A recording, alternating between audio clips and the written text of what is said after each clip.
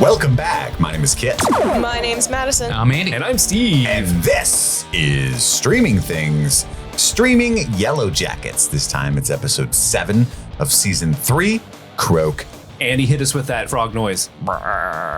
Nailed it. Nice. That was a croak if I'd ever heard one. That was a literal frog in our studio. Set him free now. His job is over. Goodbye, Balthazar. You will receive your payment net 30 with a 1099. It's honest work. Yep. Do what I can. In Hollywood, it's hard to get frog work, you know? There's the WB frog, and then there's everyone else. It's hard. Yes. It's hard out there for a frog. Well, Kermit. Oh, yeah, it's true. Kermit, yeah. Well, he's got the Muppet scene locked down. Yeah, that's a long-term That's contract. That's his domain. Hey, get off my turf, scab. I feel like there's a lot more Toad work out there, you know? Anywho, yeah, man, we are still cooking.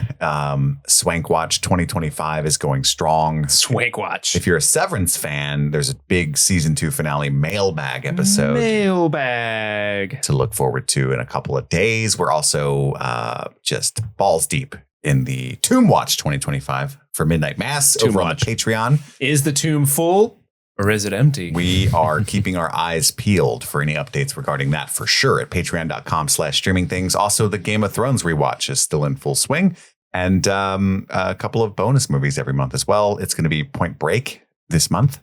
Yeah. Is the next movie there. So look forward to that as well. Guys, we're getting somewhere on Yellowjackets. Things are cooking. We're going to give our overall thoughts, followed by a scene-by-scene, play-by-play recap, and then wrap it all up with our choice cuts, our top 3 favorite moments of the episode, some honeycombs, any kind of references to the 90s, any way we can stretch to make this category make sense. And then our BBBW performance. Buzzworthy, of course. Madison, I'm so curious. What did you think of Croak?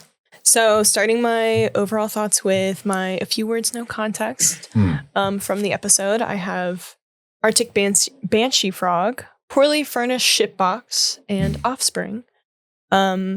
My overall thoughts, so I liked the opening sequence with these other characters, these new people in the young timeline. This was like the first time that we have seen new people aside from the French-Canadian guy who we still don't know who that is. Or maybe we do. I am the spirit of the wilderness. But I liked being with new characters and having new characters for the young women in that timeline to interact with. But I would say overall it was a little clunky for me. I think they were trying to like put a lot towards the end of the season, and this I feel like they're like introducing a lot of subplots, which felt clunky. But overall, I mean, I had a good time. I thought it was really fun. I was definitely glued to my my computer watching. But yeah, that's my overall thoughts. Andy. I think that this episode was okay. I agree with you that it was clunky. Mm-hmm. I also really, really enjoyed the introduction of new characters and getting some backstory of them before we, deal with them in the present situation. I thought that was really effective and well done.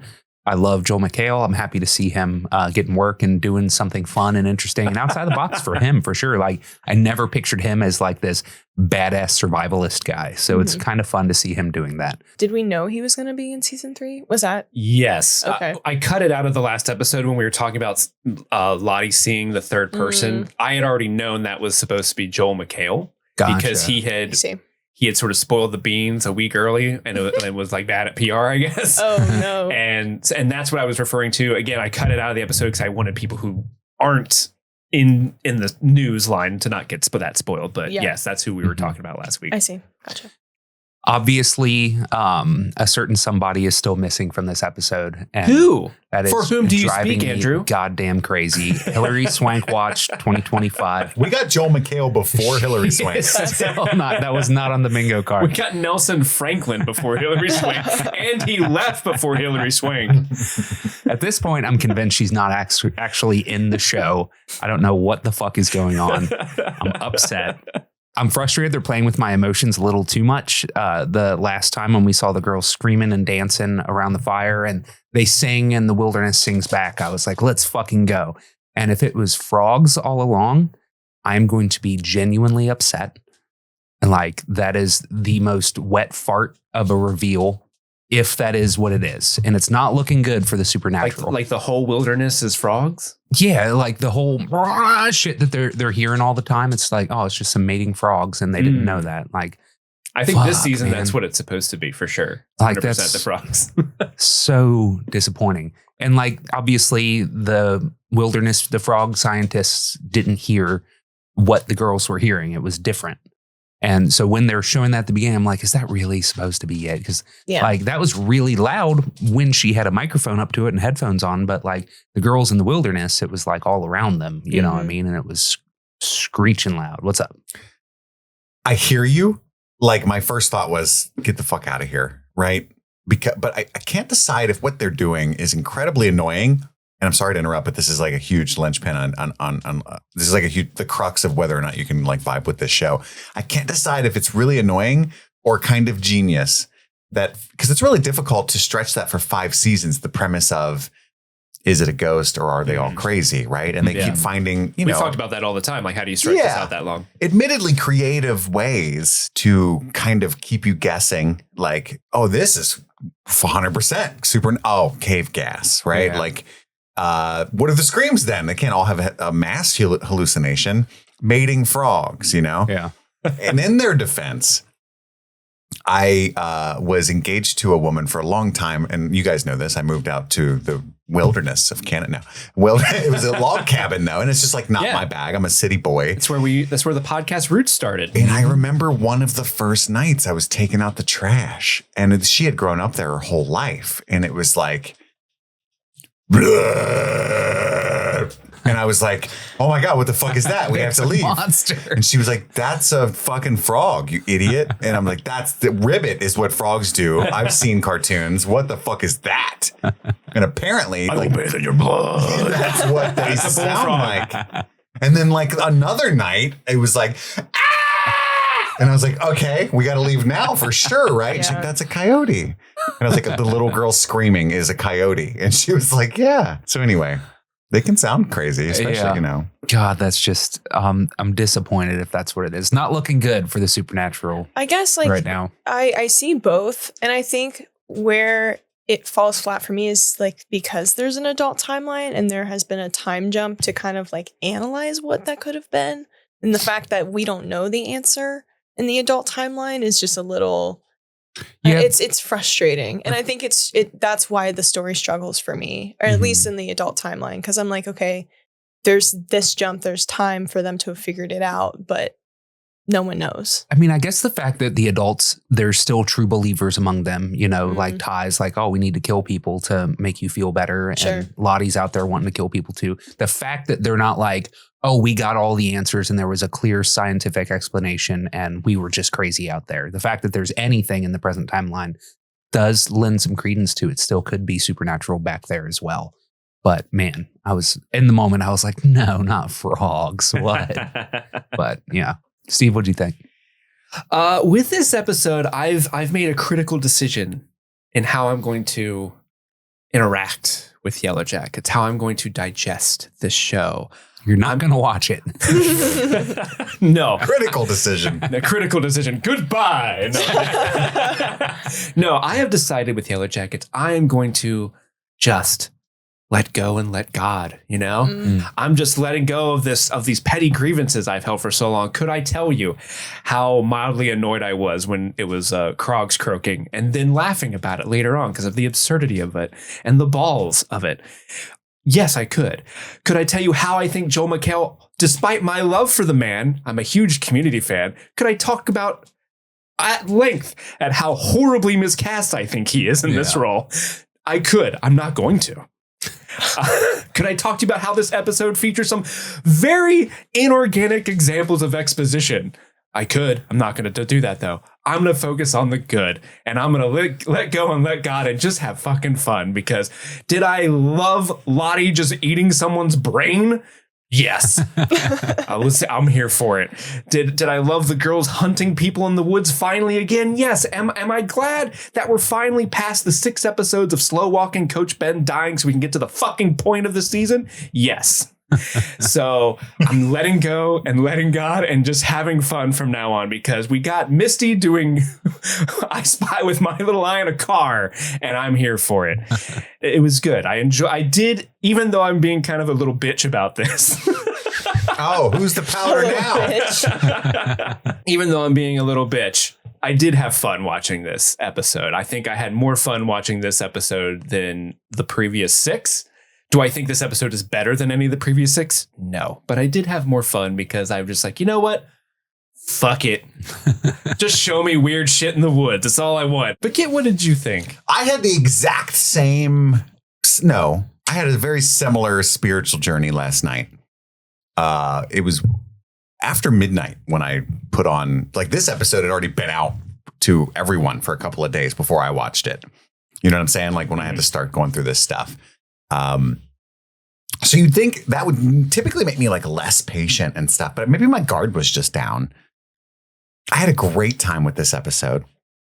And I had the same thing where I was like, you know what? Fuck it.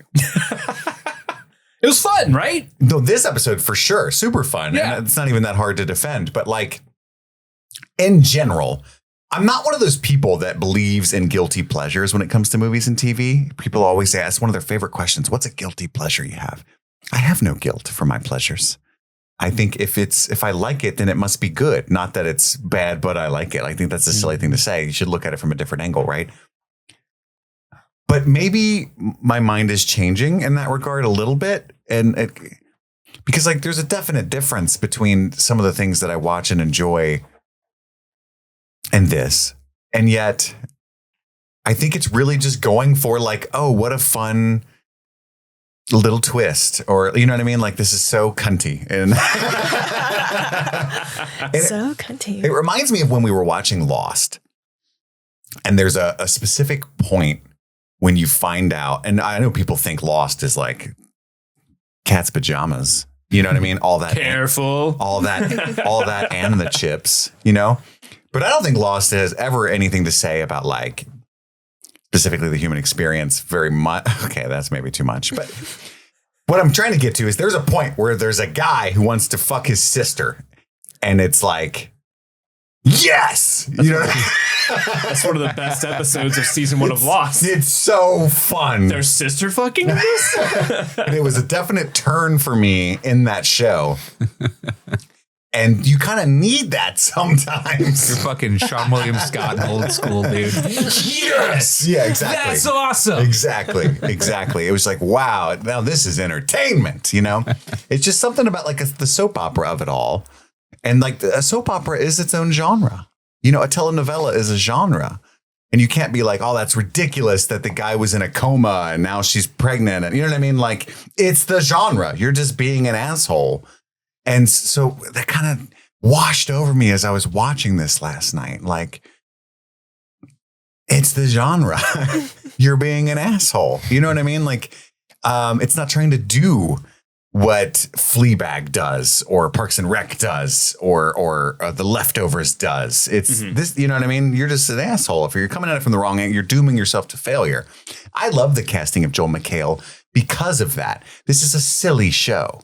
They don't want you to think like they could get Nick Nolte. That guy's not doing nothing. You know what I mean? I don't know what the gun's called. I just know the sound it makes when it takes a man's life. Like that guy. Nick Nolte could pull that chick in the woods. I definitely could pull. Hey, baby, like, they call me Kodiak. Like, they probably couldn't get John Bernthal, you know, and I think that's who you're thinking of when you think of this character. Ooh, John Bernthal would be dope. But I do think it's on purpose that it's Joel McHale, and it's all the baggage of Talk Soup and Community that makes it funny. The guy's name is Kodiak, you know, like it's so ironically done. And there has to be a point in the episode, or in the season at least, where it's revealed like he's not. Right. His name is Spencer. Yeah, his name is Spencer. He was a regional manager at Staples. And he just did this for funsies. Well, that's already in this episode, I think. Because his backpack says Eric. Well, that's true. Which would have been a better, and it doesn't matter. So yeah, I had a great time with this episode. I do think if you just kind of, and I don't mean, that's kind of offensive too. And I don't quite mean it that way. Like, you can't look at this analytically or intelligently at all and have any fun, because that's an insult to everybody who's just having a great time with the show who's super smart. That's not what I mean. I just mean, I think you got to put it in the lane that it's trying to be in, to be fair. Yeah. I think where I'm struggling, because I do see what you're saying, and I think the groundwork was a little more serious, in my opinion, than where we are now. And so it's just been a journey to like transition that. Yes. Especially if they are trying to go the more like unserious route with, you know, the wilderness and if there is a supernatural thing, and they're, you know, throwing in these debunk scenarios. But yeah, it's just, for me, it's been a little like polarizing to be, is this supposed to be serious? Is this supposed to be like silly? And so that's where I'm struggling. And it's kind of taken me out of the experience, but I'm here because I like the actors and I like these characters, and I'm curious to see where they're going. But the story itself, I've been kind of like disinterested in because it's just been all over the place.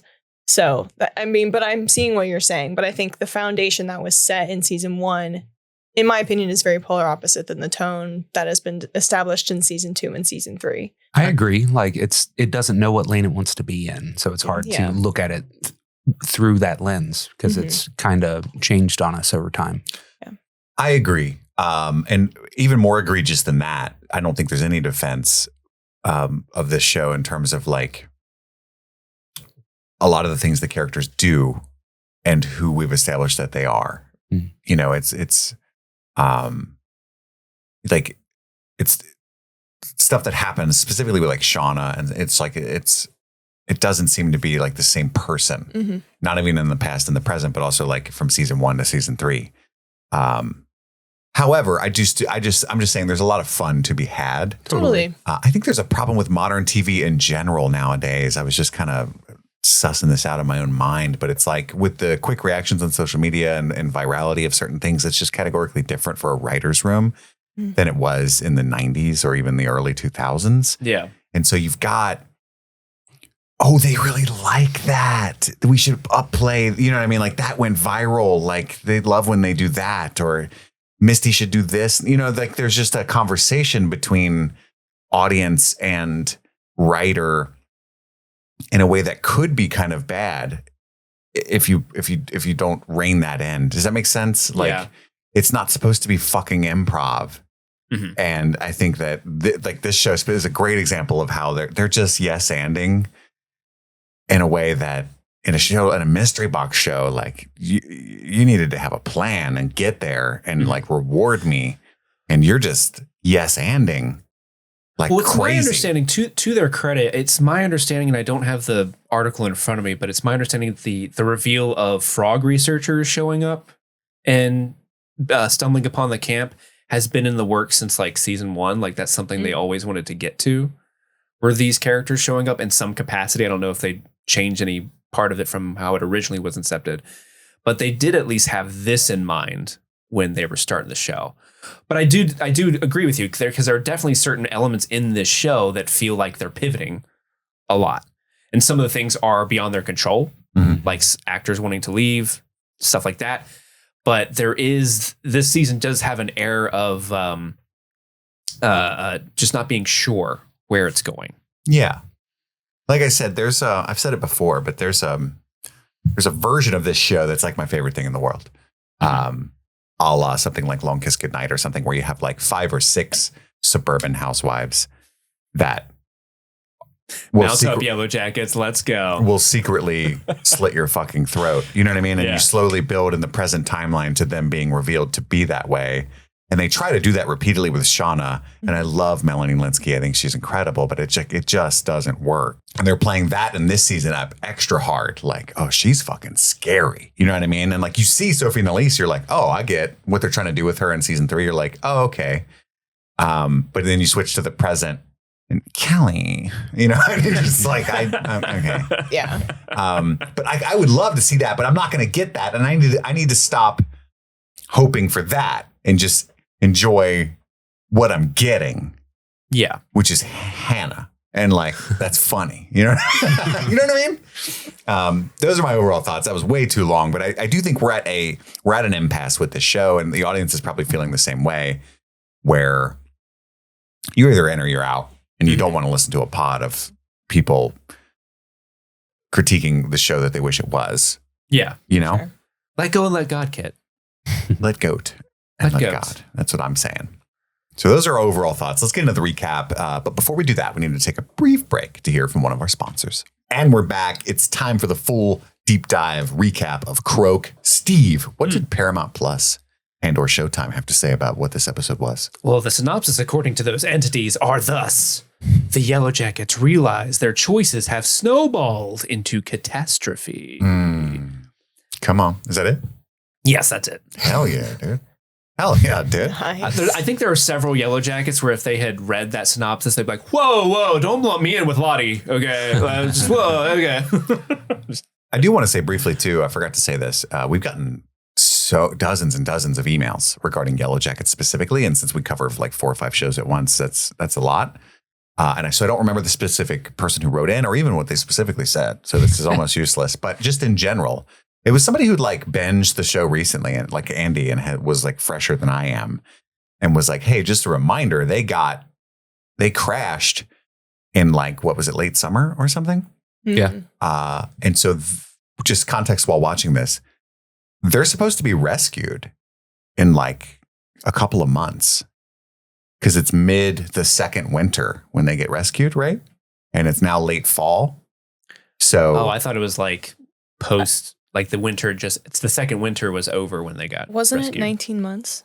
I don't know why that. It was 18 months. Yeah. So that's that's the math they're going by. So if it was late summer and it's already second winter, then it has been like 15 months or something. yeah. And so it means so like they're maybe they could make it through another winter and into the spring. Yeah, they're early 2 or spring. 3 months from being rescued while during the stuff that we're watching. And that's really interesting to kind of think about when you watch the events based on the original math, at least. Yeah. Whatever they had written made super sense at the time. And I just wanted to share it.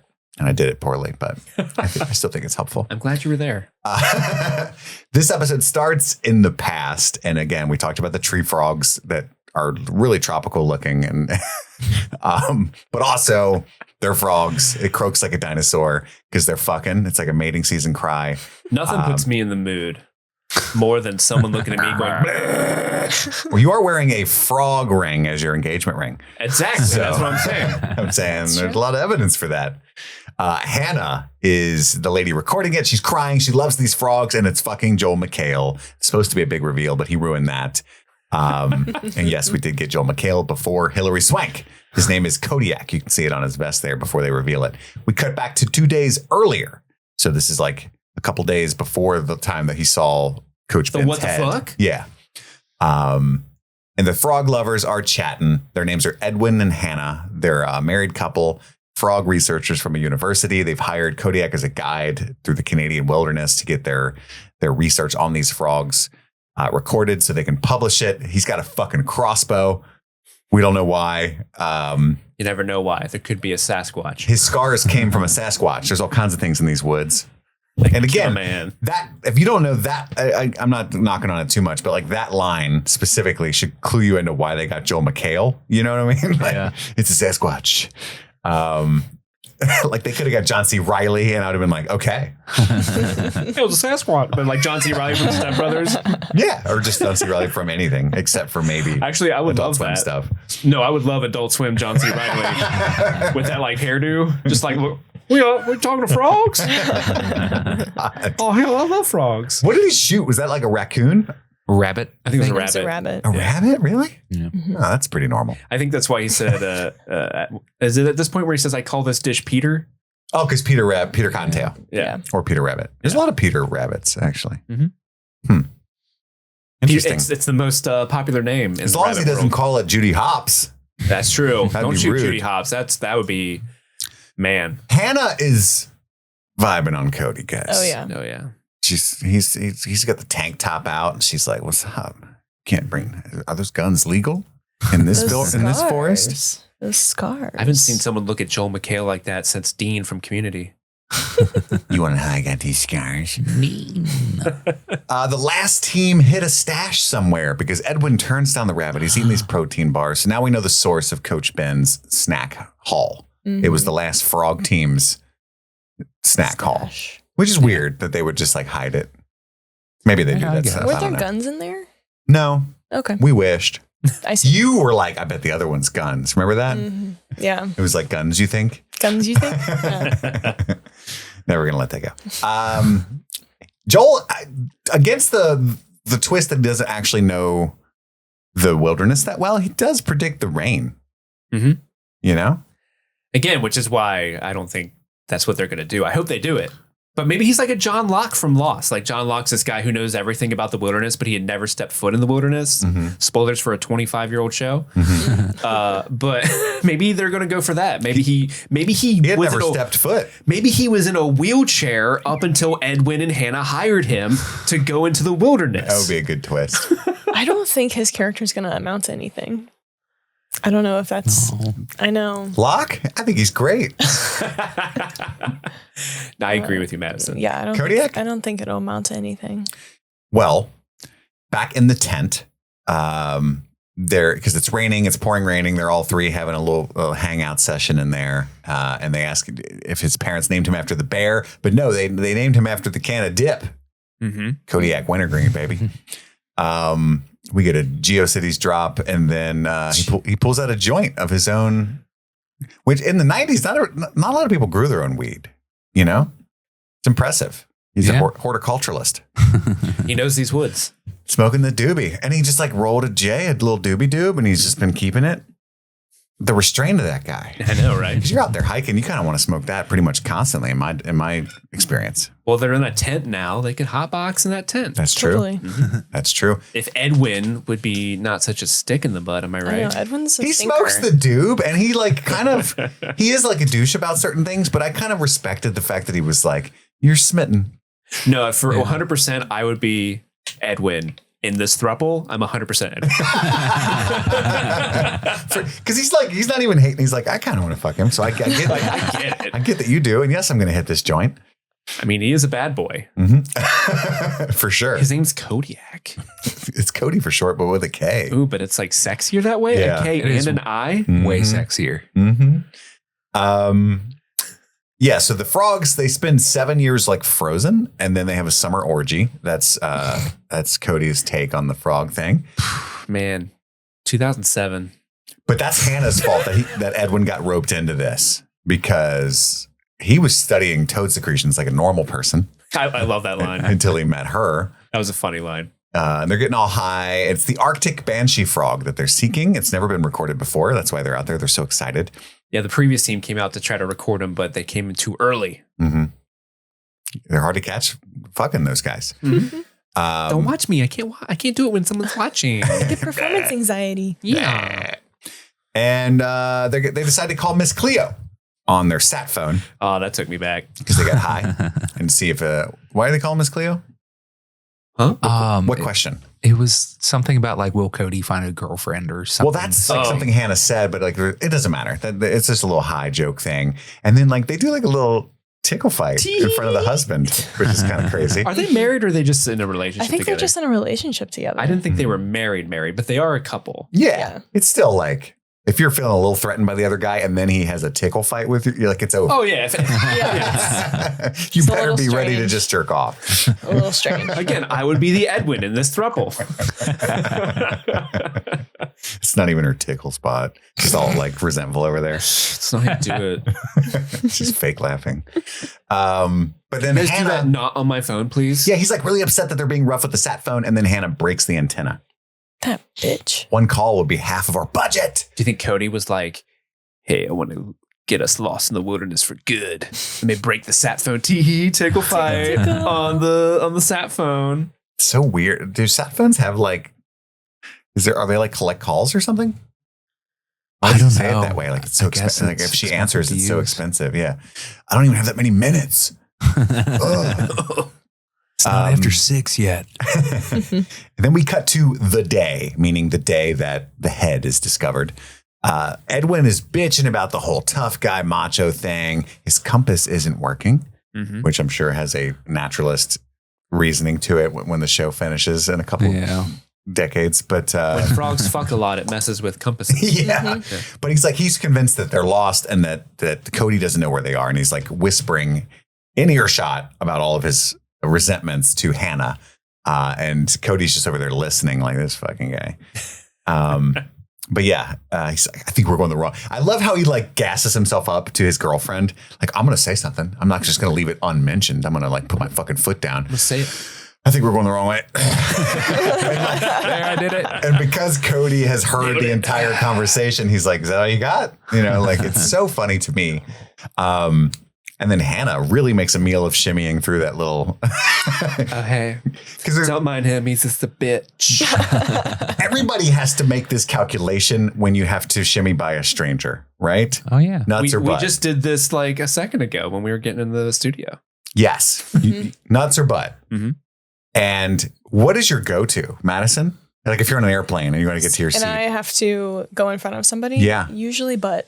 Yeah, I think that's politer. I think butt. But interesting. I'm a nuts guy. Really? Yeah. I don't think that's the move. I do that so I can see them. Eye contact and dick is your move? Exactly. Why are your hands on your hips? And a little like twitch in my eye. No, I do that so I don't step on people. I'm a clumsy person. And so if I'm shuffling past someone, I want to see where they are and not. So it also you want to graze your package on them rather than step on them. It also depends. If I'm at like a sporting event or something, it's going to be butt because I don't want to fall backwards. Oh, the stadium. Yeah. Stadium seating and stuff. I'm butt all the way. So you're worried about safety, not decorum. Correct. My own safety mostly. But also, if your back is to them, I feel like you have more space to like lean forward and more away from them. Does that make sense? Yeah. Well, I pull like the Neo move, you know. So you're thrusting your hips closer to them, leaning back, dodging bullets. Yeah, top of his back. I get what he's saying. So you're like this, going to the aisle. Excuse me. Okay, so the votes are in. I think, like in Hannah's situation, to go crotch forward. Oh, yeah. Is insane work. And that's totally on purpose. Totally. Oh, my butt's too big. I can't fit. Right? Like that's the whole point of that scene. And it's because that's the normal move. You want to go butt. That's the more respectful thing. You know? I think so. Also the fact that they're standing it together and they're like almost chest to chest. Yeah, she really makes a meal of it. It's a very intimate, like, hey. Yeah. It's going to get past you on this boulder. Interesting. It is situational. Like, but like if you're on an airplane and you're sitting window and there's already two people aisle and middle and you got to get to your seat, like you're doing both. Going crotch forward is insane work. Insane work. How do you rotate? Do both? How do you rotate? If there's a person on either side and you got to turn sideways, one's getting the butt. No, I meant like middle and aisle is full and you're going window. Oh, and like if you go crotch first, that's insane work. That's insane work there. Imagine if you got to turn around at the end. And a lot of planes have like a low ceiling too, so you have to be like. Sorry. What's up? I got the window seat. Well, if you accidentally fall, I wore my gray sweatpants. I'd rather my ass like fall on this person's lap than like me, like, face to face. Because I'm picturing I'm at like a theater and it's dark. And like I can't see. I don't want to like accidentally fall like face plant into their lap. That's fair. That's also for me the really stadium you seating. really started something. I love the idea that Andy's at a movie theater. He's got to pee, and he faces the audience. No, you enjoying the film? Excuse me. Give a wave. Who do you think the killer is? Oh, hey guys. He's knocking over drinks with his dick. No, see, hands on hips, direct eye contact. That's stadium seating. So again, that would be. You went with the P-Nugs as a snack? Yeah. Yeah. But if somebody's holding the door for you, you're giving them eye contact all the way out, huh? Totally. So I don't step on them. Yeah. Okay. This is a good thought experiment. That's all. I love it. I don't think I've ever thought about that before. Thank you. It's a thing we have to think about a lot. I feel like external genitalia. Yeah. I don't want to be rude. They're trying to hold the door. Is there ever a time where you're like holding? No, because that looks bad. Covering? Okay, covering. Yeah. That's what I meant. No. Okay. I'm sorry. You never want to be holding. You never want to be caught holding. Eye contact touching yourself. Thanks. Excuse me. Okay, I understand now. I gotta get by. Just give me a minute. You stand directly in front of him. You're like, sorry, I gotta take a second. It's my favorite conversation I've ever seen. This is crazy. Wow. Oh, this is great. This gets write this down. I mean, this is anthropological. Write in streamingthingspod@gmail.com. Are you a crotch or butt? Nuts or butts. Nuts or butts. But yeah, Hannah, she loves shimmying through there, and she actually throws her boyfriend under the bus. Don't ignore him. He dropped out of Boy Scouts. He's emasculated by you. It's okay. Yeah. They're discussing libertarian frogs. Because that's the story that he told in the tent, and we didn't talk about that, but I didn't even get it, but it's wild. The Zeus thing? Yeah, but Edwin, this is when he calls her out, like, you're smitten. And the camera kind of pans over, and there is the symbol. A rune. The rune is on the screen. Rune. It's a rune. At night, that night, Edwin sneaks and steals his pack and realizes the name. I didn't pause it because you can't on the screener site, but it says Eric something. And Edwin smells a barbecue, which clearly, as a woodsman, Kodiak smells as well, but he's decided to ignore it because they're so far from civilization. That's not a good sign. Oh, is there a city barbecue nearby? But he's like, you know what? I think I smell city barbecue. Edwin's like, I'm going to go find the barbecue. As they get closer, they hear the girls howling and wailing in the distance. And Hannah starts recording, testing. That's the part we've heard on the tape before. Confirmation that they recorded the DAT tape. They walk up to the feast and they see all the girls dancing with their outfits. And then he sees the head, the what the fuck. What the fuck? And we hear, is it Van say we're going home? Van's like immediately like turns like, all this wilderness shit. Woo, we're going home. See ya. We got problems, but yeah, that guy died of natural causes. Don't worry about that. Where are we going? Where's the helicopter? Rolled there. It's crazy. Hannah apologizes and says we're leaving. Somebody does say he died of natural causes. Yeah. And then Lottie hatchets Edwin in the back of the fucking head. Wild. Shauna is who is so interesting here, though. Like, Shauna geeks out. Yeah, she's like, so happy about it. And this is where I mean, like, fuck it. I'm just having fun. She's been increasingly like primal, serial killer, and angry ever since she lost her child, which is understandable. But there is no explanation for her being like, yes, you know what I mean? Like, suck it, nerd. She didn't even know him, but she knew it was instinctually to say that. She's just over there making out with Melissa, like, yes. But Lottie's like, it doesn't want them here. They don't belong. And then Kodiak takes Hannah and runs and shoots Melissa in the fucking chest. That is such a really funny thing. Like, oh, all these girls are running at me. Yeah. Yeah. I do like that. It's fair. It's honestly, so fair. Honestly, I could see Joel McHale doing that in real life. And then Shauna's like, clean this up. She dies, you die. And Melissa's like, no, don't go, babe. Babe, don't go. Come back. Babe, don't go. I'm okay. Babe. If you care. Back in the present, Shauna is listening to the tape. She's reading Hannah's obituary, which again, I would love to have paused and read. And she's really sad. I don't think it said anything. That's what I'm going with, because since I couldn't. It didn't matter. I mean, I remember pausing it and like doing a little, I could see like a little bit of it. Most things like this, when we're covering a show, I'm like, Steve will get it. And most things like this, he would. But in this instance, I actually tried and just couldn't. I paused it and I went to the poster and I was like, motherfucker. It doesn't mention anything about the pregnancy, obviously, but it also it really emphasized that she was on the Frisbee team. That's really? That's Frisbee team. That makes Frisbee sense. Team. Like frothing or like an actual. It just said Frisbee team. Interesting. I love that's her legacy. Me too. We need more Frisbee people. I know you don't hear about that a lot. Yeah. Normalize Frisbee. Exactly. Normalize Frisbee. Yeah. Yeah. Jeff interrupts Shauna's regret because he has to take a shit. And he's like, I guess I'll just go in the lobby. And she comes out like, no, don't hang out in the lobby. Definitely don't take a shit in the lobby. We're hiding, right? And I also like the way she treats Jeff is just so like I don't get it, man. Like this is so. The dynamic is really strange. It goes from like, and we got an email like, oh, this is a rare show that prioritizes women. And all you guys want to talk about is how much you love the dudes. with Jeff and Walter, which is like, that's fair, but also Jeff and Walter are fucking awesome.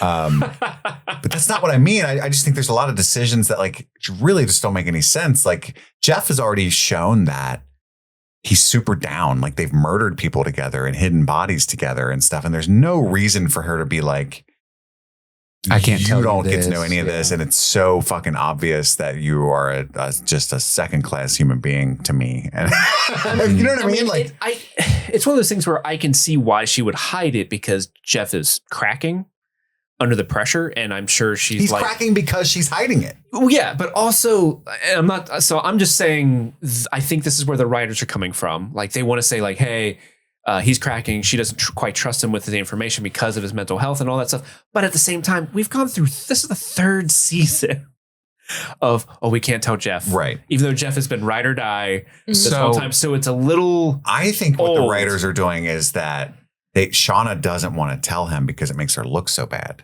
Yeah, playing devil's advocate, she apparently never told him, some other people showed up and we killed them. Right. So he doesn't know about the DAT tape. He doesn't know how bad it was when she was there. But they're going about it in such a goofy way. Totally. I'm going to go make some phone calls and you don't get to know to whom or why. Like that's not, you know what I mean? Everything she's hidden, she could have just told him and it's frustrating to watch. Mm-hmm. I'm going to go call Ty. So we can talk with her and Van about how to, and Van has a DAT player, I think. But you know what I mean? Like he'd been like, oh, okay. But she like goes about it in the most like, I'm going to like, you're going to want to know so bad kind of way. Tell you. You know what I mean? Jeff, I have this. No, you're not ready. I'm taking a phone call. You can listen. It's a birthday present for you. The equivalent would be like Jeff just coming in and being like, I'm going to go have dinner with some lady. For what? Who? None of your business. And just leaving. Like, is it for work? Maybe. Yeah. Right. Like, well, who does that? Like, you're just an asshole at that point. But he's like, I know that secrecy is your love language, which is a funny line. And she says it like, you and Callie just need to back the fuck off. Just watch our daughter and back the fuck off. But Callie is not backing off. She is currently ear hustling like a motherfucker in the other room with her fucking computer out ready to Google. And she's good at Googling. She knows how to do the plus thing. Google missing persons unsolved plus Canada plus 1990s. Go. The real winner of this episode is Google. That's right. Because we had two characters Googling. It's cool. Pretty funny. Usually in movies and shows, they have like deals with search engines that make it look really goofy because they're ones nobody uses. And like she would open up her laptop and it would have been like Bing.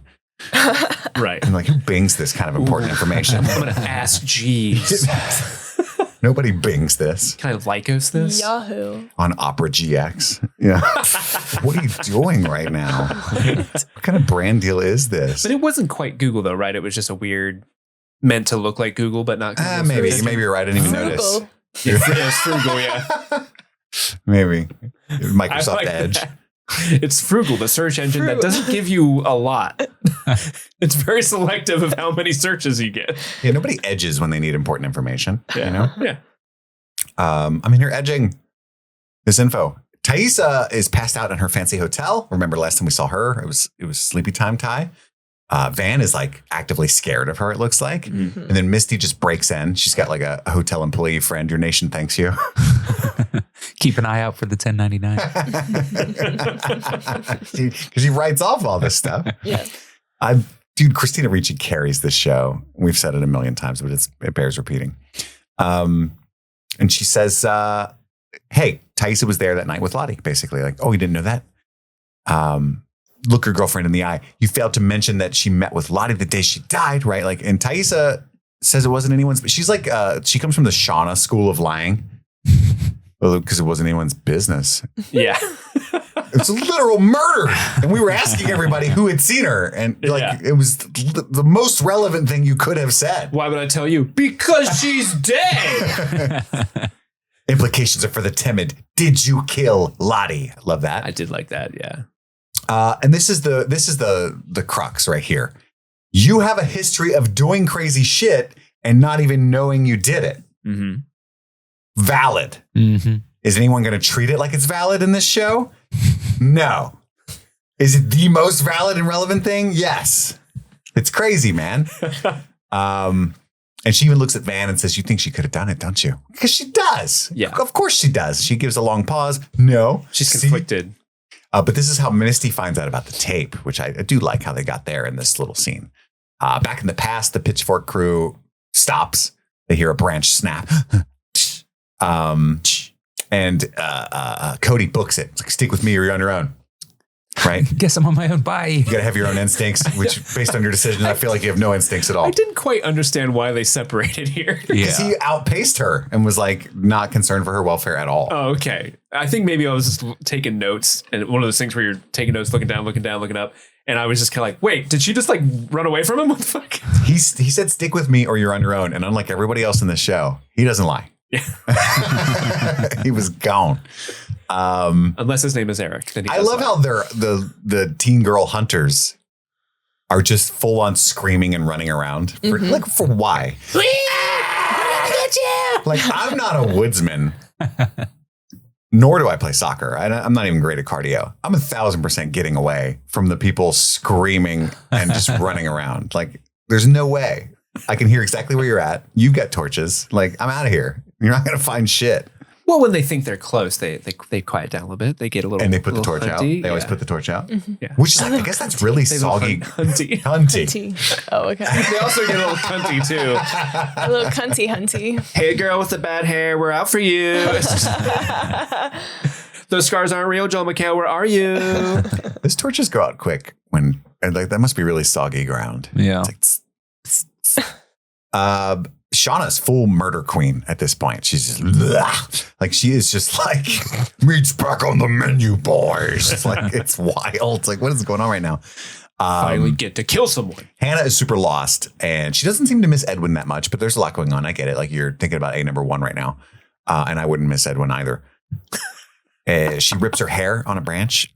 She's got it up like in a little ponytail. And it's like, owie. That looked like that would fucking hurt. Oh, yeah. It fucking would. I would have been caught immediately. Ow! Oh, goddamn motherfucker. Like, that was a big chunk of hair. Yeah, that would have hurt a lot. Yeah. There was someone in Discord posted the photo of the antler queen in, I think, the first episode of season 1. And part of the costume design is locks of hair that are braided into the costume. So maybe like this is a good start of where that little ceremony comes from. You're starting the collection. Yeah. Well, when the scene was happening and Hannah was running, there's a part of me that's because there's a whole thing about who is Pit Girl. I was like, is Hannah Pit Girl? And so that's the running theory now. Yeah.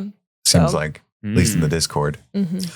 But Hannah pulls like a Fellowship of the Ring, Buckleberry Ferry, and hides behind that little tree there while they walk right past. I really wish we could have gotten a shot of Hannah huddled around the tree. And Shauna. And Shauna like looming like the Nazgul. It's basically her character. That would have been awesome. And then she's like, my sweet baby Alex, I don't know if you'll get this. So she leaves a message to her child. Hannah does on the DAT tape, which is why Shauna was so upset listening to it. You only ran for 5 minutes and then laid down behind this tree to hide. Like, shut the fuck up. They're right there. What are you doing? Like, it's crazy to me that she didn't. She has no instincts, as Cody pointed out. He's like, I'm out of here. You're probably just going to record a message to your. Oh my God, she's doing it. He's probably still right there. Like, right. Oh my God. I'm out of here. She's like loading the tape. Yeah. Oh, goddamn. She starts beatboxing. One last one. I'm going to get it. Starts beatboxing about Frisbee. Nothing rhymes with Frisbee. That'll be tough. Don't underestimate her talents. Back in the throwing Frisbee to the max is the way to be. You didn't. I wanted you to. So come with me and we can throw Frisbee. Why would you commit to that and not rhyme Frisbee? I just did. You didn't let me finish. Steve, that was great. Thank you, Madison. That was Thank you. good. You're welcome. You're welcome. Back in the cowards. You weren't going to do it. I stepped into the fucking plate. Keep up or you're on your own, Kit. Back in the present, Shauna finds the 3 ladies in the lobby when she comes out of the elevator. Where you going, Shauna? How awkward that, because doesn't this begin with her like the elevator doors open and they're right there? Yes. How awkward. Do you think they were standing at the elevator for like 10 minutes and like they were like, wish? Oh, hello, sir. Go on through. Yeah, go on. Oh, she's gonna be on the next one.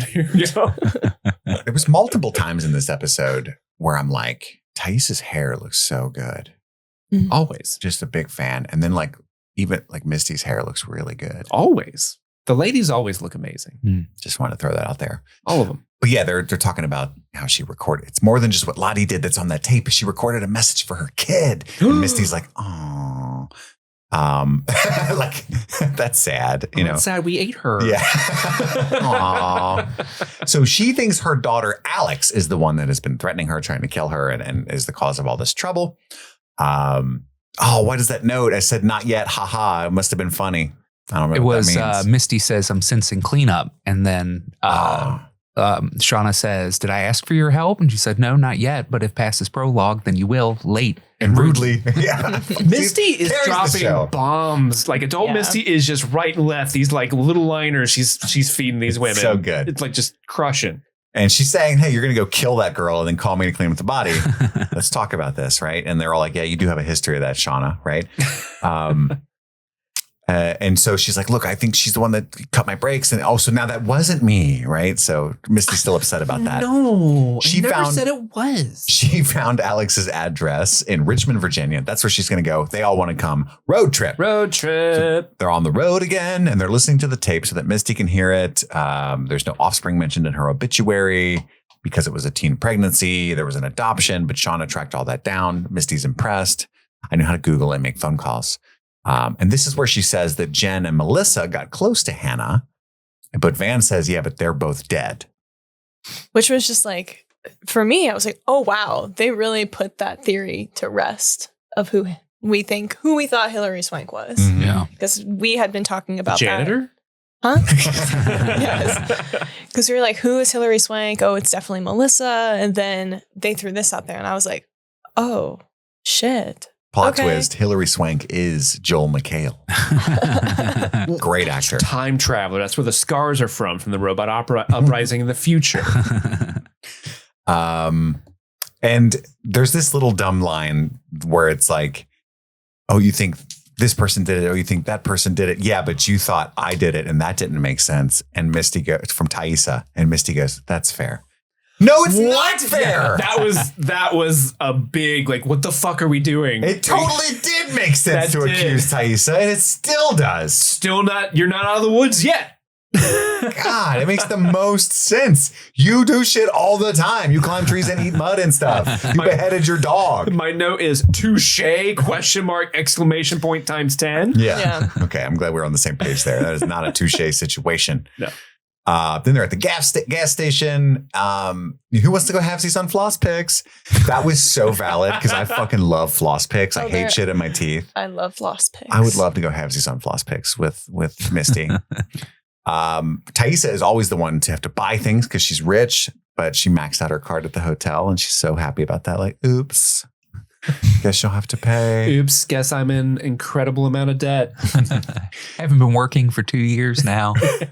This is where Van has the first opportunity to have a private conversation with Thaisa about being alone with Lottie that night and not telling her about it. And she was like, would you want me to tell you about this? Like, it was happy with us talking about the wilderness spirit, right? I got to do shit you don't know about it. So I wanted to go talk to Lottie about that to keep you alive. I'm willing to do this. Some people got to provide for the family, put bacon on the table. Some people got to take care of the ritual sacrifices so you can be healthy. That's what I got to do. Do that for the family. I told you I'm not willing to live that way, says Van. I will live that way for you. That's how much Thaisa loves her, right? I really wish Van would have been like, again, I don't want to live that way. What you do, and I know what you're doing, I don't like. I don't want that. Have you guys been on a lot of road trips with friends? Yes. Yeah. What Shauna does here really annoys me. Like, where are they coming from? We're like New Jersey, right? Yeah.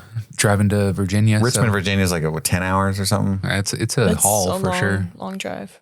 Yeah. I feel like, I don't know, asking your buddies for gas on like the first gas station stop is like, that's kind of weird behavior. I don't think so. Okay, but being mad nobody else pumped, you're just, you don't like the people in the car and you're just being an asshole, right? Yeah. Like her asking them to pump the gas. I guess I'll just pump too. I'm like, shut the fuck up, dude. Get in the, like, oh yeah. You know what I mean? No, that's splitting the gas. Like Splitting the gas is fine. It's my car. First off, I don't want anybody pumping in my car. That's my car. No, I would get pump, off my pump. If I was driving, I would pump my gas. Yeah, same, I would certainly ask to split the gas. Yeah, I think it's fair to ask to split, but I'm definitely pumping my car. Oh, I'm pumping my own gas for sure. I don't know. It's not like we planned a trip to Richmond, Virginia, and like I was going alone.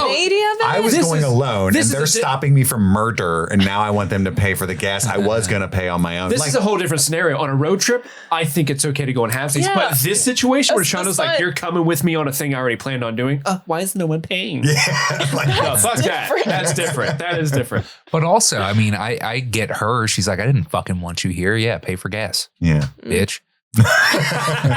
Give me some of them floss pics too. Note to self: if Andy asks to go on road trip. Back in the past, the hunt is still on. Taissa and Van discuss what their deal is, right? Like the new, or what do you think they're like? What'd she say? Something like survivalist hikers or something like that? Yeah, they could be hikers. They find their camp and there's a noise in the tent, but it's just a frog in a jar. Hate when that happens. Taissa finds the map. They see that it says KUH. KUH, the same thing that was on the snacks. So they did find. Did we ever know that they found Ben's snack hoard? I don't know. I don't think they showed that scene. Did the map say KUH? Something said KUH. Well, I mean, Mari had some sat phone, maybe. Mari had some of the snacks that Coach Ben had given her, so I can assume that she told the others. Well, that's Hannah's last name. We saw that in the obituary. Her name's Hannah Koo. So Hannah's last name is Finch. Hannah Sophia Finch. Please join the family of Hannah Sophia Finch in a celebration of life at the Harrisburg Friendship Church this Saturday. Known to her friends, la la la la la. Yeah, KUH isn't even in this obituary. It says here in my notes, so it's not the obituary part, but she Googles. Hang on, Shauna plays that tape. Yeah, she Googles Hannah plus KUH plus Hannah Koo obituary, right? Isn't that what she says? No, or what she Googles? It's plus KUH because that's how she finds out that it's the frog people. Oh, so it's like something university. Somebody thinks it's King's University herpetology. Yeah. Oh, okay. Herpetology is the study of frogs. Damn. Okay. Is it? That sounds It sounds like herpetology. Sounds like you're making fun of somebody. You're no herpes. Herpes is what I would think of. Oh, also that. You're thinking about derpetology. Derpetology. Well, I always say herpederp. Herpetology is the study of frogs. Mm-hmm. Interesting. Wow, I didn't know that. I'm gonna lay that out on trivia next time I go to trivia. Oh, herpetologist. Do they all have herpes? Why the fuck is it called that? Study of herps. They're all like koalas. They realize that the sat phone is broken. It's really sad because Van's like, I'm gonna call my mom. Aww. Which is kind of wild that she would call her mom. That's her first instinct because she has that relationship with her mom. Yeah. But she's like, well, at least we got all the supplies. Like, and Van's like, but we don't need any of it. We need to find these people so we can go home. That's what we need. We cut to Travis and Aquila, who are locked and fucking loaded. They got the rifle. And I think, is it Aquila who's like, Lottie must have had a good reason for hatcheting that guy in the fucking head. Maybe she saw something and I don't know. And he's like, maybe she's just crazy. Look, and the Misty, maybe Lottie just be Lottie. Misty runs up like the shit ridge is that way. We can drive him to the shit ridge because they dump all their poo in that hole. Yeah, which is where Crystal died, right? In the shit ridge. Oh, that's the worst way to go. It's not. Well, I'm dying and it's stinky. This is kind of sad. There's a couple moments where I feel really bad for Misty. I have been this whole season, and I have to remember that she's the reason that they're there. But yeah, they're just like, all right, let's split up. Misty, you go that way. And she's like, oh, okay. And it's like super dangerous and it's dark. And, I just was she's like, by herself. It's not a good idea. It's so not cool. And she's okay. She tries to always like, muster up the she's a team good player. attitude. But it's like, dude, it's super dangerous. And she almost dies. But Hannah hides her DAT recorder, piles rocks on it. She hears shots fired. It cuts to Cody hearing the gunshots, running frantically because they're trying to drive him to Shit Ridge again. Shauna finds the Hannah hair on the branch, pockets it, like, use this for later. I don't even know what the point of that is. Almost Time Melissa up. And Hannah, it's this more like Fellowship of the Ring shit. She sees Natalie and Shauna through the downed tree trunk. and ultimately decides to turn herself in, which is so fair. She's like, okay, I'm over this. I'm just going to throw myself on the sword, hope for mercy.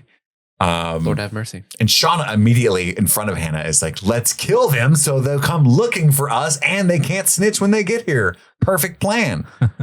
I have first aid supplies for your friend that was shot. Is Hannah's like plea for mercy there, which is not going to work because like we'll just take your supplies after we kill you. This was another scene, kind of like what you were talking about earlier, Andy, where Hannah hid when she should be running. Yeah, they're there, and she starts to like almost start to creep away. It's like you're good. Just don't move. You're fine. It's just kind of. They should have had Hannah have like nurse skills to save Melissa, and that would have been a good reason to keep her alive. You know what I mean? Like in that moment, not just like. I have a box of gauze that you could get without me. Sure. It's ibuprofen. But whatever. What do I know? Back in the present, they're playing I Spy in the car.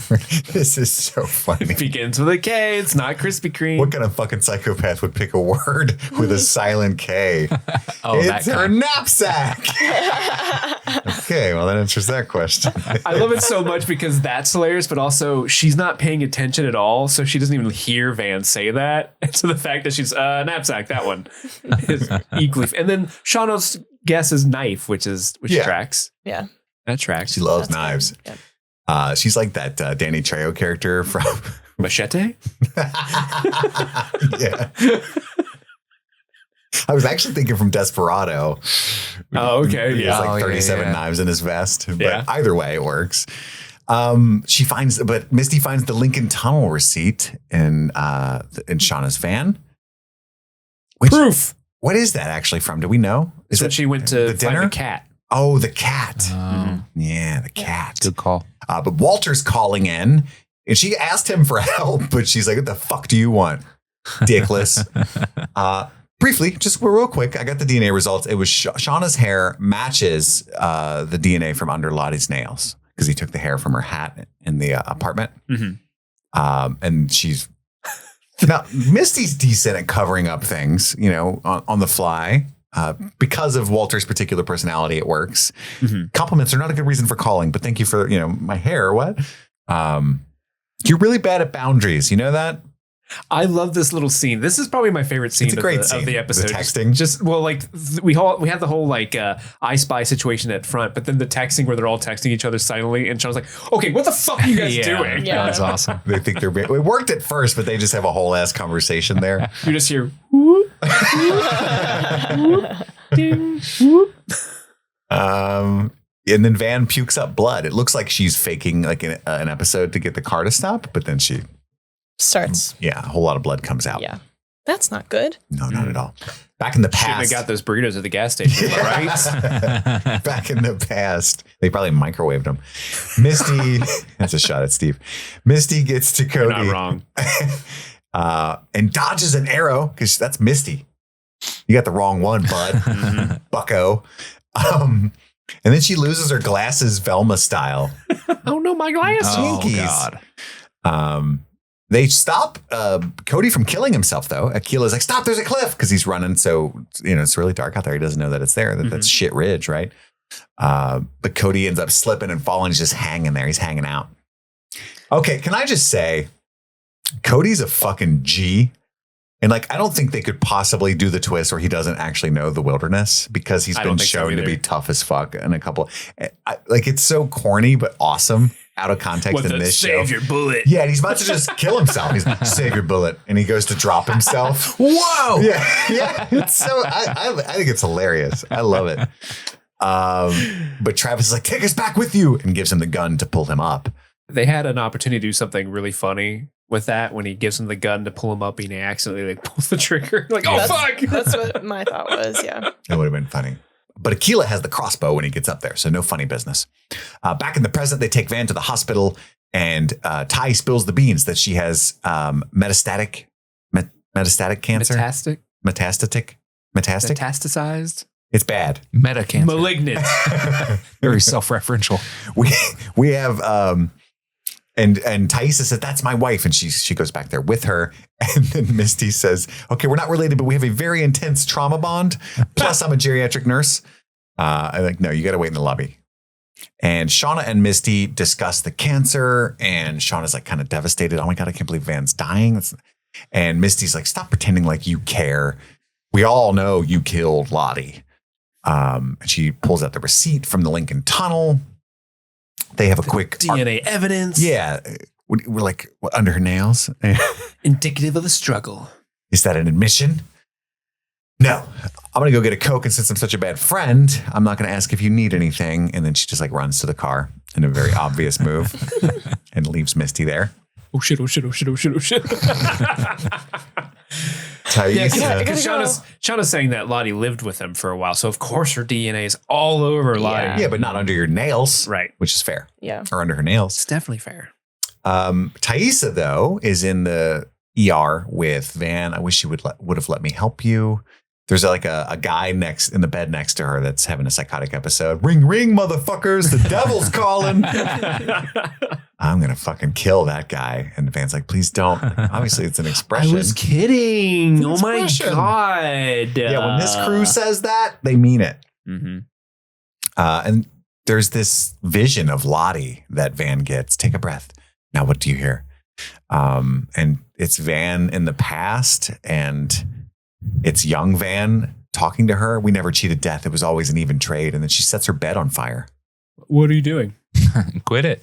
I don't like that. It's you.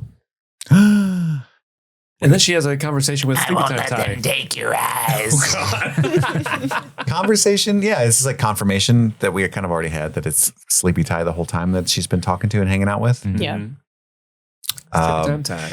Okay, my next note is, and I guess Steve confirmed it earlier, is Lottie licking dead Edwin? I think so, yeah. That's what it looks like. It looks like she's chewing on his brain. Like just like that full getting in there. zombie Lottie? Yeah. I want to know his memories. Oh, gross. I do love that they're just yanking on the arrow that's in Melissa. Oh, that looks so painful. It's so painful. I guess that would hurt for sure, but that's totally what you do if you're in high school and your buddy gets shot with an arrow. Well, Get it out. But we've all seen enough movies to get to the conclusion they get to. I got to push it through. That's terrible. But Lottie's over there mumbling like the strangers. We're going to ruin everything. Go fuck your blood dirt, Lottie. It's so good. Was that Mari that said that? I think so. That was good. Or Jen. But they push the arrow through, a little bit of body horror, like it full on shows it. I did like that Lottie turns before everyone gets back through the woods. It like implies that she does have some kind of sense. Even though, I mean, you would hear them, but the way that it's shot, it looks like she knows before they get there. She even reacted to she was the first one to react to the researchers when they stumbled on camp. Yeah. No. Yeah. Not Joel McHale. Where's Hillary Swank? I don't know when she turned into Arnold Schwarzenegger. The wilderness will provide. Yeah. And Lottie looks right at Hannah, and she's all covered in Edwin's brains and stuff. It's got to be awkward. And Shauna looks all satisfied and shit. Like, again, she's just so like, I love all the death. Dude, are you fucking eating that guy's brains? Holy shit. That's awesome. That's awesome. Dope. Let me get some. And I love Hannah's line is, hi, I'm Hannah. I think it works great. Yeah. It's just cute. Back in the present, Jeff is panicking, looking for bed bugs in the hotel. And Callie's like, no, your rash is because mom is a bad person. And he's like, what? Yeah. Did she ever tell you about frog scientists? He's like, herpetologist? Yeah. 2 researchers and a guide went missing in the Canadian wilderness at less than 100 miles from the Wiskaya girls soccer team crash. So we both know deep down they could have done it. Yeah, definitely. Like, not even deep down. We've all killed people together quite recently. Poor Jeff. This isn't the leap that it would have been 2 seasons ago. Let the man just sell furniture. Just leave him be. I love her. What if mom's a bad person? It's such a good, like, yes, obviously. Well, that's what this season has been asking. Yeah. What if Shauna was a bad person?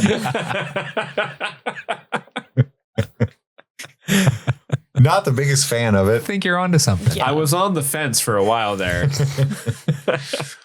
But now Shauna is driving alone in Virginia. She gets to the house. She's watching the house. And of course, she bought a buck knife because she's basically Ghostface. Oh my God. She is. Well, at first I was like, oh, this is the knife that Melissa had made her. Or like, I did too. I was hoping it was going to come But out. it's got like a price tag on it. I know, it's not. But when she did whip it out initially, I was like, oh, like that's kind of like there's still like a deeper connection between her and Melissa or something like that. That would have been great writing. Because it was like. But instead they had her stop and buy it as if that's her favorite kill toy. Yeah. Because they alluded to. I wish it was like nunchucks or something. Because it's equally silly. Yeah. I wish we would have gotten the scene of her at the Walmart checkout line buying the knife with Melanie Linsky looking slightly put out like, I don't need the cash bag. on me today. I paid for all that gas. Definitely going through the use scan with that. You know what I mean? Mm-hmm. Beep. Why is it asking me for my ID? No, I don't want to donate. I'm a killer. So did you guys have any? So Shauna pulls up to the house and we see somebody inside and it looks like they're getting ready to like settle for the night. But did you have any like ideas about who that person was? Like who Definitely Alex not is? Hillary Swank. That's all I saw. Yeah. I was pissed. It's Joel McHale. I was like, "There's she. No No, that's wig. not her." I can't say. Okay. I told Madison my story, but I can't say it right now. Tune in next week. Okay. Gotcha. But now it's time for our favorite moments. Right before that, though, just a brief break for a word from one of our sponsors. Hello, Stream Fiends, as we march into the vibrant spirit of spring, where new beginnings bloom and the chill starts to wane, we want to pause for a moment of gratitude. Before we wrap up today's episode, we have a very special tradition that's as revitalizing as the first day of spring, acknowledging our super patrons. These incredible individuals support us at the $25 tier or more, nurturing the growth of our podcast like the March sun encourages the flowers to bloom. They are the roots of our community, ensuring that our creative endeavors continue to flourish. So let's give a special shout out to none other than Xander Barbarian, Aubrey Carell, Daniel Pack, Nice Guy Eddie, Taloon, Jordan Garvin, Albus Stinkpot, Haley Maddlestat, Susie Gallahan, Anthony Corona, Jim E, Lady Trashley Milady, Sean Myers, Just Liz Calabria, Mike from New Hampshire, Brett X, E Scramo, Lil Tickler, Svento7, Jay Scramo, Blothpum, aka Ashley Ray, Adam Busby, Big Butthorn, Jer Latanovich, Kaylee Sampson, Rabbit Dog in a Barbie Car, Elbander, Charlie Friday, Alexis Adler, Peaches, Emmy, Haley B, Joe Velez, Trisha Bueller, Sun Loving Mortal, Suzanne Rode, Jadinklage Morgoon, Kalisha Reeves, Paula Garcia, Brenda, Aaron Armstrong, Kevin Strother, Ashley Powers, The Thrift Creeper, Casey McCain, and Enza. Thank you all so much for supporting Streaming Things all this time. And with that, let's get back to the episode. And we're back, and it's time for our choice cuts, our top 3 favorite moments of the episode. Madison, what is your number 3? My number 3 is the chase with the younger girls and Joel and Hannah. I mean, there's a couple of sections, but I would just say overall that chase was just really fun. I don't know. I like action sequences, and it was really fun. I liked it. Awesome. Andy? I think my number 3 is going to be Callie and Jeff's conversation towards the end. The what if mom's a bad person? Jeff thinks he has bed bugs, and it's like, no, you're just freaking out. Mom killed the coup people, and I just love the dynamic between the coup people. KUH. between father and daughter. I didn't know what you were meant at first. Who performed a coup? Yeah. Steve? My number 3 is the Jen, Mari, Melissa, Lottie bit at the end with the arrow. Just because I thought that was some good body horror. I love the fuck your blood dirt, Lottie. Lottie just nomming on some brains over there. It was just a lot of weird and wild shit, and I was there for it. So that's my number 3. My number 3 is just the reveal that it's Joel McHale. That was a reveal to me because I don't have Twitter or anything anymore, and that's generally where stuff like that would come up. Or I was like, I like that guy. He being funny. You being funny. And all 3 of them are good, great new characters, and it's like a fun interaction. You would think I wish we would get more of Nelson Franklin, though. I kind of liked him. Yeah. For what little bit he was there. I don't think he's coming back. Unless Lottie channels him. I think he might be his brains. Yeah. I'm a big fan of that whole little cold open there. I thought it was fun. Long time before we got the title sequence, and I thought it was all really entertaining. Mm-hmm. Madison, you're number 2. My number 2 is when Ty and Van stumble upon the tent of the frog experts, and they have the little moment with the phone, and Van's like, "Oh, let me call my mom," and it was just a really sad, emotional scene. And I liked the bit where Van was like, "Well, at least we have all these supplies," and Ty's like, "You don't need this," and it was just kind of reintroducing this idea that they just need to get home. And so that it was just a very emotional scene. Andy? I think my number 2 is Edwin getting axed. Because it shocked me. I didn't expect it to happen that quickly or intensely.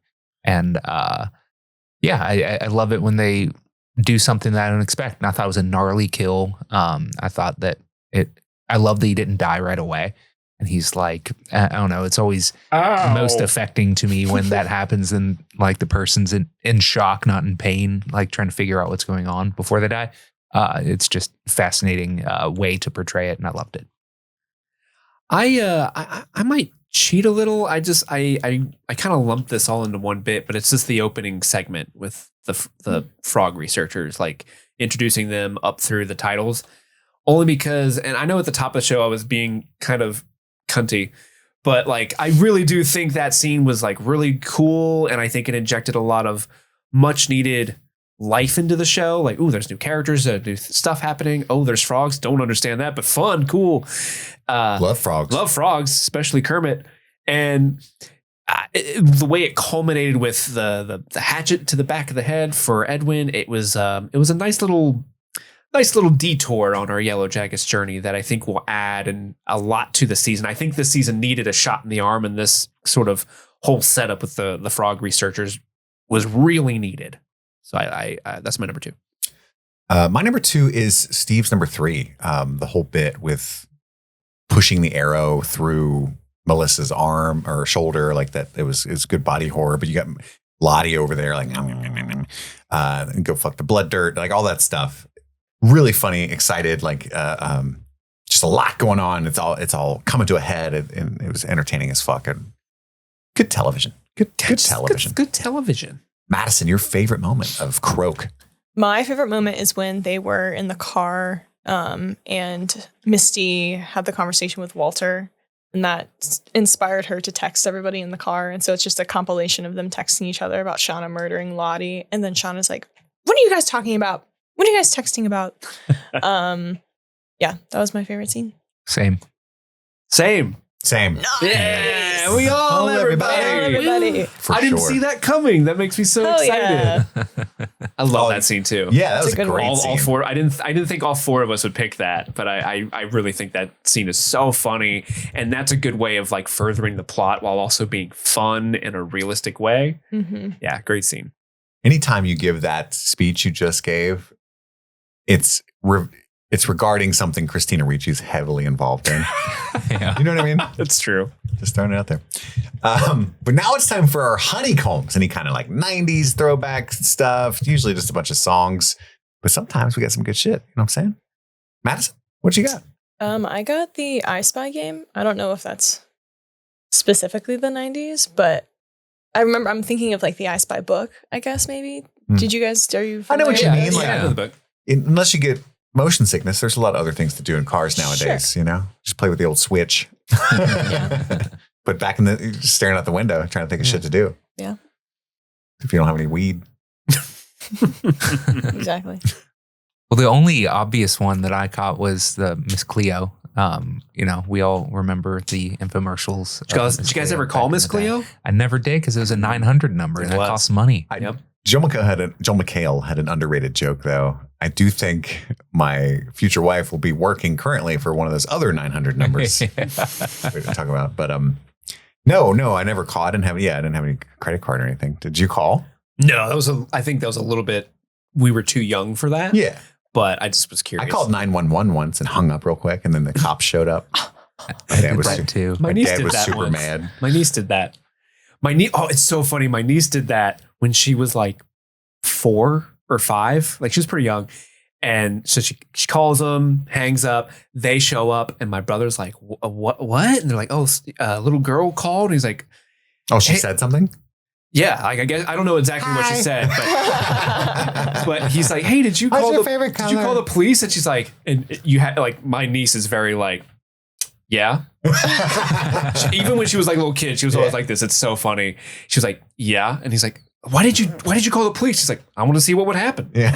Just so matter of factly. Yeah, it's so fair. That's so funny. That's the reason. I love that. Sarah accidentally called 911 on our second date while we were like hanging out on the couch. And so they call back and I'm like, she puts it on speaker. She's like, I'm just here with this guy that I'm dating. And I'm like, this is so much worse than I did. I'm like, it's fine. I'm not making her be answer the phone.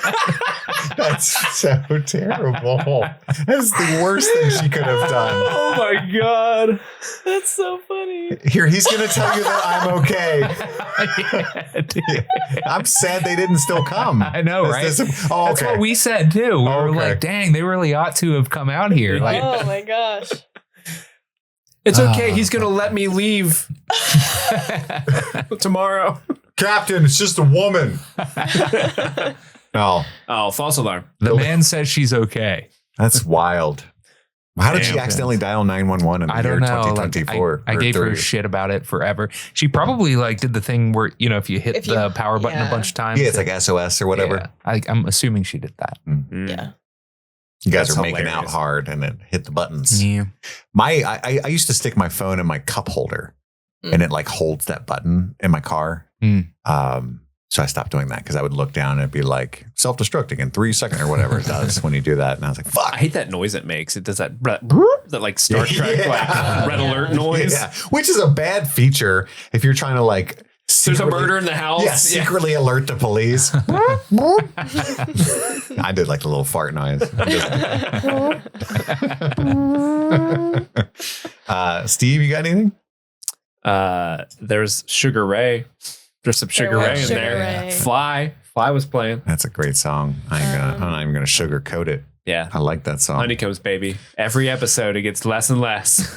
GeoCities, I think, was fun. Oh yeah, GeoCities. That did take me back. That was a early interwebs throwback that she was alluding to. Which song was that? That's not a song. Oh, she was referencing something. GeoCities. It was a website builder. Yeah, that you could use, right? Like it would do the HTML. It's kind of like what's the word? Squarespace now, like an early Squarespace. Yeah, it was like a web hosting service. Yeah, cool. But like you wanted to create like a small business web page in the late 90s, you would use GeoCities. Yeah, it started off in 94. Because for the most part, you actually had to fucking know what you were doing to make a website in the late 90s. You don't now, right?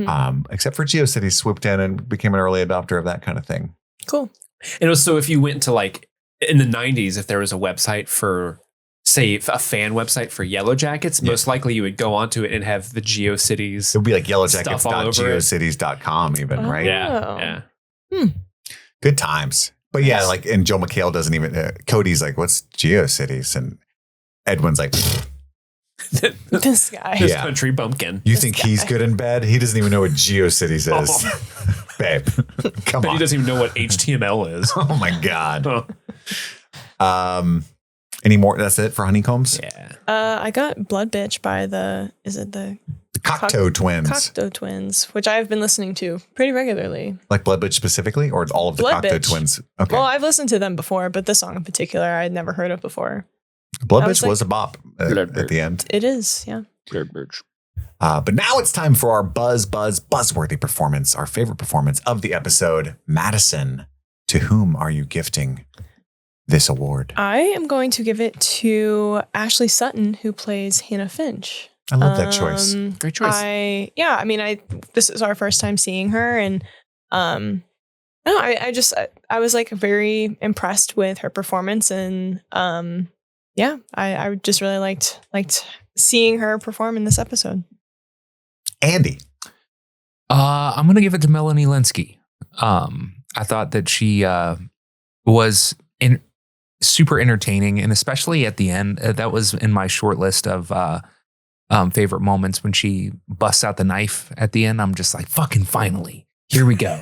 we're getting wood Shauna coming out in the adult world, and I'm excited about that. But yeah, I liked her in the car when she's like, what the fuck are you guys doing? And then when she has like her moment in the waiting room at the hospital with Misty, and she's like, I'm gonna go get a Coke, but I'm such a bad friend and all this stuff. She was just doing some good stuff, you know? Absolutely. Steve? I think, Madison, I think your pick is like really, really good. I like that. I'm glad someone said that. I'm gonna give it to Lauren Ambrose, plays adult fan. That's a good one. I thought she, I like the sort of hesitation of believing Ty is doing something, like Sleepy Time Ty is out and about, but still being loyal to the person that she loves and not wanting to out them, and then feeling sick, and just that trippy sort of dream sequence was kind of fun. And I don't think we've given it to her so far this season, so I wanted to throw her one because I think Lauren Ambrose is great as adult fan. She is in the adult timeline. Obviously, Christina Ricci's Misty is like the favorite, but I think adult Van is like my second favorite. I agree. She's always fun. She's a fun presence on screen. I agree.